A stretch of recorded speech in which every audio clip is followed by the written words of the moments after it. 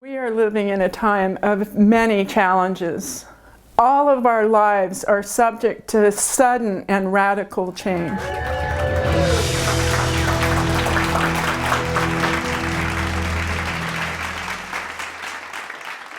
My life has been an adventure through very good and very, very bad. I had a very challenging beginning. I knew I had to depend on myself.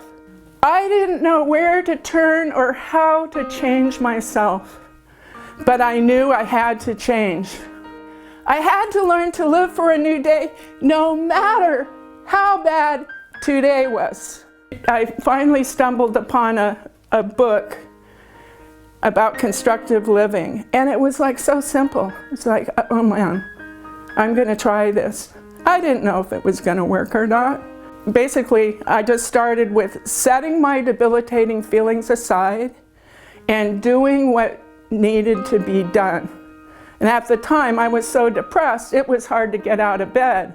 So I started with just using a few minutes a day of doing something good and effective. And as I went on, these good feelings started replacing the bad feelings. And I got more and more productive. I love adventure. I lived and sailed on a 57-foot catamaran for several years. I loved my life on the ocean. I was finally able to live in my new day and to realize my purpose and live my passion. I got to explore many new countries and islands and meet new people and cultures. And they shared their lives with us and we reciprocated. I mean, it was just unbelievable. I logged 44,000 sea miles throughout the Pacific as celestial navigator. No GPS in those days.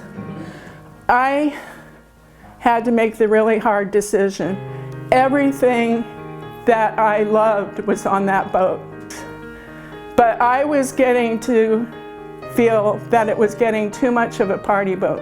You know, you're in Tahiti and there's all these people, you just go out for a little sail and it's heavily windy, and there was a couple dangerous moments. And I just went, you know, this is getting too unsafe. And people are just too lackadaisical, drinking and everything. And I hadn't been back to the USA for several years. And I said, I'm gonna go do the resupply mission. And I planned to go back, but I didn't.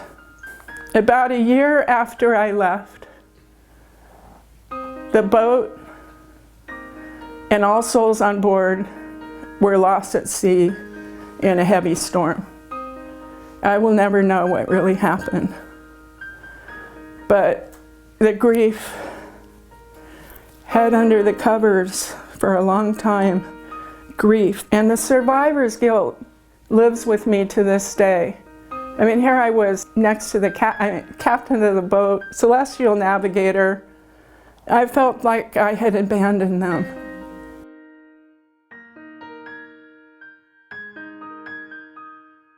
I think that we all can practice how to lift ourselves up.